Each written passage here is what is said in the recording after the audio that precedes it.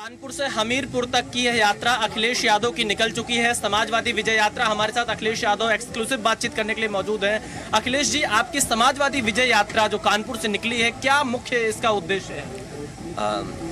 समाजवादी विकास यात्रा इसलिए ज़रूरी है कि भारतीय जनता पार्टी ने पिछले 4.5 साल के कार्यकाल में किसानों को धोखा दिया है, युवा नौजवानों को धोखा दिया, हर व्यापारी वर्ग के लोग परेशान हैं। जो उद्योग कारखाने लगने थे जिससे रोजगार और नौकरी के अवसर पैदा होते, इन 4.5 साल में भारतीय जनता पार्टी ने अपना भी घोषणा पत्र जो जनता के बीच में रखा था वो भी पूरा नहीं किया है। समाजवादी विकास यात्रा इसलिए है कि किसानों को सम्मान मिले, उनका हक मिले। समाजवादी विकास यात्रा और विजय यात्रा इसलिए भी है कि नौजवान जो आज नौकरी ढूंढ रहे हैं, रोजगार ढूंढ रहे हैं, उनको नौकरी रोजगार मिले। हर वर्ग को जोड़ करके लगातार इसी तरीके से समाजवादी पार्टी रथ के माध्यम से जनता के बीच में जाएगी। आने वाले समय में भारतीय जनता पार्टी का सफाया हो, इसलिए समाजवादी विजय यात्रा लगातार चलता रहेगा। आपने चुनाव प्रचार का आगाज भी एक तरह से आज से शुरू कर दिया है। कैसे देखते हैं आप, क्या मुद्दे आपके हिसाब से रहने वाले हैं? क्योंकि बीजेपी कह रही है कि वो 350 पार चुनाव जीत कर आएगी। योगी जी हर इंटरव्यू में इस बात का दावा कर रहे हैं। कैसे देखते हैं आप, किस तरह से चुनाव लड़ रहे हैं और आपके हिसाब से क्या मुद्दे हैं? उत्तर प्रदेश की जनता का सुख चैन भारतीय जनता पार्टी ने बर्बाद कर दिया है। आज हर वर्ग के लोगों के साथ अन्याय हो रहा है। कानून व्यवस्था पूरी तरीके से चौपट है। इधर कोरोना में जिस तरीके से लोगों की जान गई, जिस तरह लोगों को दर दर भटकना पड़ा, जिस समय गरीब और जनता को जरूरत थी सरकार की, उस समय सरकार ने जनता को अनाज छोड़ दिया। यही कानपुर, जिनमें लगातार लोग दवाई के लिए परेशान थे, बिस्तर के लिए परेशान थे, न जाने कितने परिवारों के सदस्यों की जान चली गई, ऑक्सीजन ही सरकार नहीं दे पाई, तो सरकार ने जनता को अनाज छोड़ा। यहाँ कारखाने उद्योग लगने चाहिए थे। कानपुर एक वो शहर है जो हमारे उत्तर प्रदेश को एक्सपोर्ट में भी आगे रखता है, साथ ही साथ बड़े पैमाने पे उद्योग और रोजगार यहाँ उपलब्ध है। उन सबको बर्बाद किया। और महंगाई के सवाल पर जनता को महंगाई पता है, किसान को महंगाई पता है, हर वर्ग के लोगों को महंगाई का सामना करना पड़ रहा। लेकिन कमाल है कि भारतीय जनता पार्टी को महंगाई का ही नहीं पता। आज जब कानपुर से रथ यात्रा शुरू हो रही है, उस समय पेट्रोल 100 रुपये पार हो गया है। क्या इसी तरह व्यवस्था चलती रहेगी? इसलिए जरूरी है जनता के बीच में जाकर के इस भारतीय जनता पार्टी का सफाया करना। अखिलेश जी, लखीमपुर खीरी की घटना एक लगातार बड़ा मुद्दा बनता जा रहा है। आज किसानों का अंतिम अरदास भी था लखीमपुर खीरी में। प्रियंका गांधी वहां पहुंची हुई हैं, हालांकि आशीष मिश्रा गिरफ्तार हो गए हैं। क्या आपको लगता है कि किसान आंदोलन एक कोई बड़ा मुद्दा रहने वाला है? क्योंकि बीजेपी कह रही है किसानों के लिए उन्होंने बहुत कुछ किया है। जिस तरीके से भारतीय जनता पार्टी का व्यवहार रहा है किसानों के लिए, ये वही किसान है जो अन्नदाता है, हमें कपड़े पहनने को देता है, हमारा पेट भरता है, देश की अर्थव्यवस्था उसके हाथ में है। और सरकार ने तो ये वादा किया था कि किसान की आय दोगुनी होगी।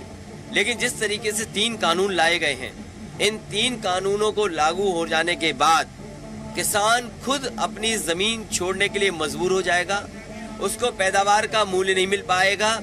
यही सरकार जो एक तरफ ये कहती है कि उद्योगपति चीजें रख सकें, स्टोर कर सकें, वहीं जब सरसों के तेल की कीमत इन्हें निश्चित करनी थी, वहीं स्टोरेज को लेकर के सवाल खड़ा है कि सरकार कह रही है कि अब स्टोरेज नहीं कर सकते व्यापारी। तो एक ही कानून जो उद्योगपतियों को, बड़े बड़े लोगों को ये आजादी देता है कि कितना भी सामान आप रख लो, और वहीं जब महंगाई हो जा रही है, सरसों का तेल आज कितना हो गया, तो पाबंदी लगा रही है सरकार। सरकार ये बताए आखिरकार चाहती क्या है सरकार? अखिलेश जी, इस बार आपका मुकाबला योगी आदित्यनाथ के साथ में है, बीजेपी की तरफ से वो है। किस तरह से देखते हैं 2017 के बाद इस 2022 के चुनाव को आप? उत्तर प्रदेश की सरकार जो चल रही है, कानून व्यवस्था पे दावा करती है। यही कानपुर में एक व्यापारी मनीष गुप्ता जो गोरखपुर में गए, जो गृह जनपद मुख्यमंत्री जी का था, वहां पर पुलिस के लोगों ने पीट करके जान ले ली। हाल में ही किसानों को लखीमपुर में कुचल दिया गया और सरकार लगातार कानून को कुचल रही थी। इस भारतीय जनता पार्टी को बहुमत अगर और मिल गया तो भविष्य में हो सकता है संविधान को कुचल दें। ये वो लोग हैं जो किसान को अपमानित कर रहे हैं, कानून व्यवस्था को ध्वस्त कर दिया है। तो इसलिए ये सरकार बचने वाली नहीं है। एनसीआरबी का डेटा कहता है कि सबसे ज्यादा अपराध उत्तर प्रदेश में हो रहे हैं, बेटियों के साथ अपराध हो रहे हैं, महिलाओं के साथ अपराध हो रहे हैं। क्या कोई कल्पना कर सकता है कि एक योगी मुख्यमंत्री हो और महिलाएं सबसे ज्यादा असुरक्षित हो? अखिलेश जी, आज आपकी पार्टी में राजा रामपाल शामिल हो रहे हैं। प्रियंका गांधी इन दिनों यूपी में बड़ी एक्टिव है और आप उनकी पार्टी में लगातार सेंध लगा रहे हैं। क्या कारण है कि कांग्रेस के जो बड़े नेता हैं आपके साथ आ रहे हैं? राजा रामपाल जी सांसद रहे हैं, विधायक रहे हैं और पाल समाज के एक बड़े नेता हैं। पिछड़ों की लड़ाई को मजबूत करने के लिए और समाजवादी सिद्धांतों को और मजबूत हों, इसलिए वो आज साथ जुड़ रहे हैं। हमें खुशी है कि इस तरह के नेता समाजवादी पार्टी में जुड़ रहे हैं। भविष्य में कोई भी नेता अगर जुड़ना चाहेगा उसको जोड़ने की कोशिश समाजवादी पार्टी की लगातार बनी रहेगी। गठबंधन को लेकर, क्योंकि कांग्रेस भी बड़ा इस वक्त घूम रही है, आरएलडी भी है, क्या आप लगातार कहते रहे छोटे दलों से गठबंधन होगा, क्या वो छोटे दल आपने पूरी तरह से चिन्हित कर लिए, फाइनल कर लिए हैं? समाजवादी पार्टी का भविष्य में क्षेत्रीय दल, छोटे दलों के साथ गठबंधन होगा और बहुत जल्दी जिन दलों के साथ गठबंधन है उनकी जानकारी आप सबको मिल जाएगी। एक अंतिम सवाल, टिकट वितरण कब से शुरू होगा? क्योंकि कहा जा रहा था कि नवरात्रि से आप लोग ऐसा करने जा रहे हैं, और घोषणा पत्र को लेकर क्या कुछ है? क्योंकि मुफ्त बिजली एक बड़ा मुद्दा बनता जा रहा है। आपकी पार्टी ने कई जगह पोस्टर भी लगाए थे। क्या मुफ्त बिजली आपके घोषणा पत्र में रहने वाला है? जब घोषणा पत्र आएगा तो गरीबों को बिजली मुफ्त हो उसका भी इंतजाम होगा और किसानों को बिजली की सुविधा हो उसका भी इंतजाम होगा। इसलिए होगा क्योंकि समाजवादी सरकार ने पिछली बार सिंचाई मुफ्त की थी। जिस तरीके से बिजली महंगी हुई है और भारतीय जनता पार्टी ने जो उत्तर प्रदेश में कारखाने लग रहे थे बिजली के, वो अभी अगर पूरे हो गए होते तो शायद गरीबों को इतना बिल ना देना पड़ता। ये बिजली के कारखाने के पास कार्यक्रम हो रहा है, स्वागत का कार्यक्रम है।